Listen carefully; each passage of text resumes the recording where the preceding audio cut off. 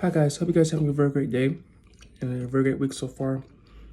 Sometimes, we ask ourselves and we go through different things in ministry and what have you. And so I just want to read First Peter 5. It says, "And now a word to you who are elders in the churches. I too am an elder and a witness to the sufferings of Christ. And I too will share in his glory when he is revealed to the whole world. As a fellow elder, I appeal to you. Care for the flock that God has entrusted to you." Okay, so we're going to take this line by line. Care for the flock that God has entrusted to you. As ministers, as leaders, as those in the fivefold, it is important for us to care for those that God has entrusted to us.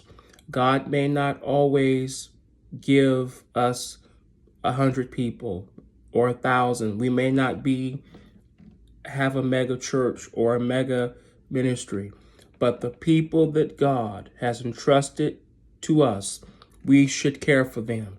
And let me add this in here. We should care for them in the right spirit. We should care for them in the right manner. There's a difference between having a relationship with the church or having a relationship with, your pastor or your leader and having a relationship with God. And sometimes we put both of those things together, but those are two separate things. So we should care for the flock that God has entrusted to us. It says, watch over it willingly, not grudgingly. So we should be eager. We should do it in the right spirit. We should care for the people of God. We should watch over them with the right spirit. Not for what you will get out of it, but because you are eager to serve God. So many times in ministry, not all leaders, but people are always trying to see what they can get out of people or get out of it. It's about being eager to serve God. We're servants first. As leaders, as ministers in the fivefold, we are servants first. We're servants to God first. We're to walk upright and be humble before God first and his people. All right, verse 3.